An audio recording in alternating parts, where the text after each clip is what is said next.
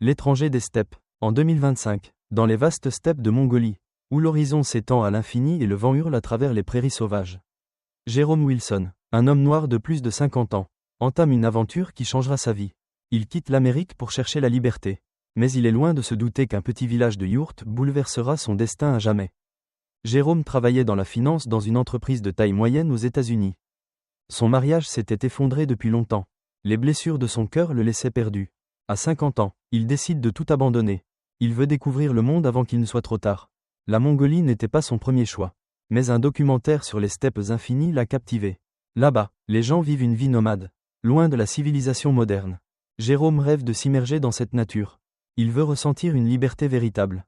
Un ami lui parle des terres rudes de la Mongolie. Des prairies immenses, des déserts arides, des chemins accidentés. Plus il en entend, plus sa curiosité grandit. Dans un forum en ligne, il rencontre un traducteur de mongol. Ce dernier lui parle de tribus isolées dans le nord-ouest, presque sans contact avec l'extérieur. Jérôme atterrit à Oulan-Bator, la capitale mongole. Il loue une voiture et apprend quelques salutations en mongol. Il prépare un petit dictionnaire, sachant que l'anglais sera peu utile. Après quelques jours à explorer la ville et les bourgs voisins, il part vers l'ouest. Plus il s'éloigne, plus les routes deviennent mauvaises. Le signal de son téléphone disparaît. Mais au lieu de s'inquiéter, Jérôme se sent libéré. La vie trépidante des États-Unis semble s'évanouir. Les blessures de son divorce s'estompent. Il n'y a plus que lui et l'immensité des steppes. Après des heures sur des routes poussiéreuses, un paysage désolé s'ouvre devant lui. Le vent soulève des tourbillons de poussière. Au loin, des crêtes se dessinent vaguement. Il a emporté de l'eau, de la nourriture et du carburant, mais ignore quand il trouvera un village.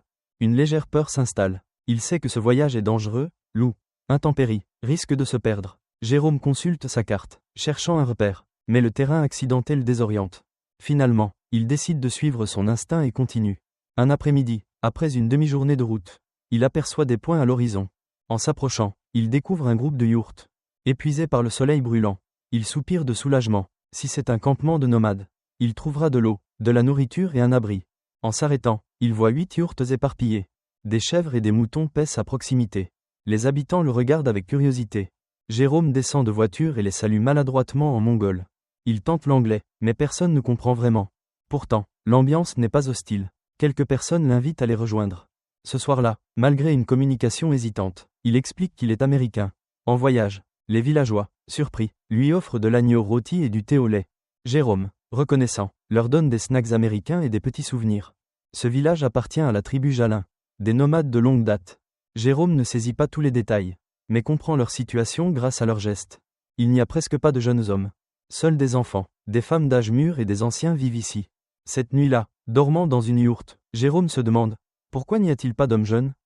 Peut-être sont-ils partis en ville pour travailler. Il ne s'attarde pas et prévoit de rester 1 ou 2 jours avant de repartir. Le lendemain, Jérôme rencontre Amara, une femme d'âge mûr au sourire chaleureux. Ses cheveux gris sont soigneusement attachés. Ses yeux brillent comme s'il racontait des histoires. Elle porte toujours un foulard brodé de fleurs. Un cadeau de sa mère. Amara l'utilise pour essuyer la sueur en s'occupant des moutons. Son pas est lent mais assuré. Elle est l'âme du village. Toujours prête à aider. Amara donne à Jérôme une sensation de chaleur. Comme une seconde mère. En se promenant avec les villageois, Jérôme rencontre 3 sœurs, Altan, Oyun et Nara. Altan, l'aînée, est grande, calme, avec de longs cheveux noirs attachés à moitié. Oyun, la cadette, rayonne avec un sourire éclatant et des cheveux châtains brillants. Nara, la benjamine, a des tresses soignées et un regard timide mais curieux. Oyun connaît un peu d'anglais, appris lors d'un séjour à Oulan-Bator enfant. Elle aide Jérôme à communiquer avec ses sœurs.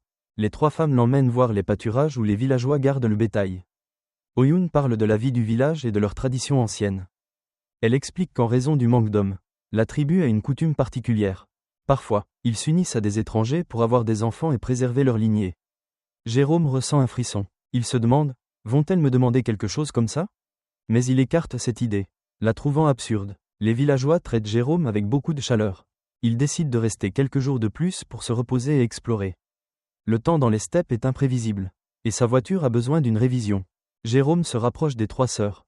Altan s'occupe consciencieusement du bétail et des tâches ménagères. Oyun est curieuse du monde extérieur et pose sans cesse des questions sur les États-Unis. Nara, plus discrète, le touche par ses sourires doux. Un jour, les villageois se réunissent, regardent Jérôme et rient. Oyun traduit, les hommes étrangers sont rares ici. Tout le monde vous trouve exceptionnel.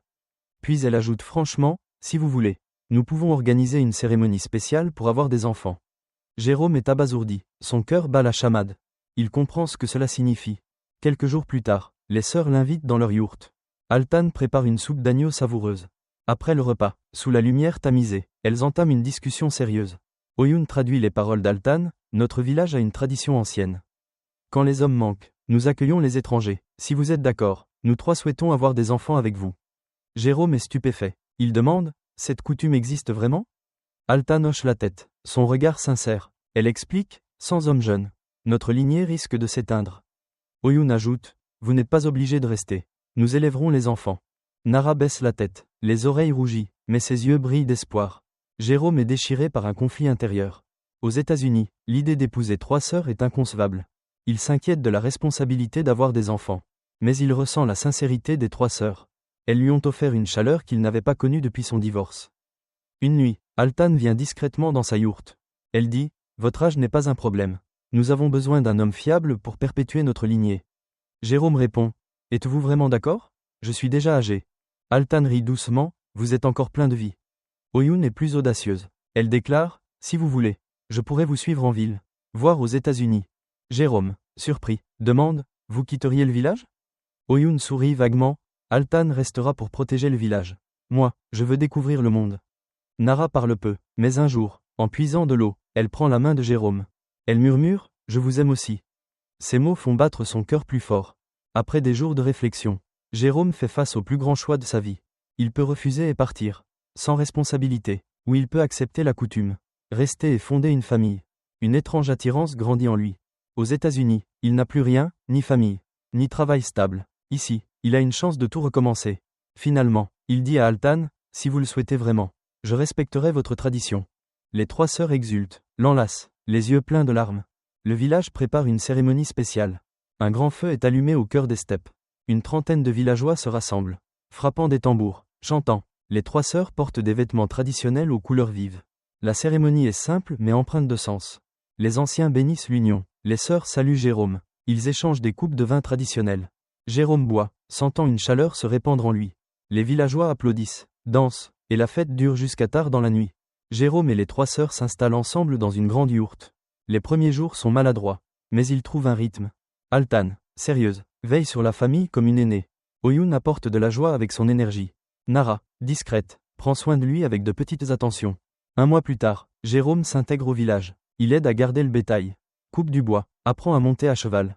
Les villageois l'appellent « gendre » avec des sourires complices. Oyun regarde les photos sur son téléphone. Rêvant des États-Unis, Nara lui offre un mouchoir quand il est fatigué. Puis, un jour, Altan se sent nauséeuse. Amara confirme qu'elle est enceinte. Jérôme est choqué, doutant qu'il puisse être père à son âge. Moins d'un mois après, Oyun est enceinte elle aussi. Puis vient le tour de Nara. Les 3 sœurs portent un enfant en un temps record. Le village célèbre avec une grande fête. Sacrifiant une vache, Jérôme est à la fois fier et inquiet. Il prend soin des sœurs malgré les conditions rudimentaires. Lorsqu'une tempête de sable frappe, il protège le bétail et les yourtes. Les sœurs l'enlacent, reconnaissantes, sans vous, que ferions-nous? Quand Altan accouche, Jérôme tremble d'anxiété dehors. Le cri du bébé le bouleverse. Oyun donne naissance ensuite, plaisantant même pendant les douleurs. Nara, silencieuse, accouche avec courage. 3 enfants naissent, apportant une immense joie au village. Jérôme ressent la responsabilité d'être père. Avec les sœurs, il élève les enfants dans une yourte commune. La vie n'est pas facile, les bébés pleurent la nuit. Le travail est dur, les dangers naturels menacent. Mais leur lien rend tout plus léger. Un an passe, et Jérôme pense à l'avenir. Il veut que ses enfants étudient en ville. Oyun approuve avec enthousiasme. Altan accepte, mais s'inquiète des coûts et des formalités. Nara hoche la tête, confiante en Jérôme. Le village lui permet de partir s'il le souhaite. Mais Jérôme ne peut abandonner sa famille. Il promet de rester au moins quelques années, jusqu'à ce que les enfants grandissent. Parfois, il pense aux États-Unis, aux commodités modernes, mais les sourires des sœurs et des enfants effacent ses regrets. La vie dans les steppes est rude. L'hiver gèle tout, l'été apporte chaleur et tempête. Mais Jérôme, les sœurs et leurs enfants surmontent ensemble. Ils vivent dans l'amour et la solidarité. Sous un ciel étoilé, dans la chaleur de la yourte, Jérôme trouve un nouveau sens à sa vie. L'histoire de Jérôme n'a pas une fin parfaite. Il se demande encore s'il emmènera sa famille aux États-Unis. Pourra-t-il subvenir à leurs besoins? Mais une chose est sûre, cette famille est son trésor. Dans les steppes mongoles, il a trouvé la liberté, l'amour et la responsabilité, et cela rend sa vie digne d'être vécue.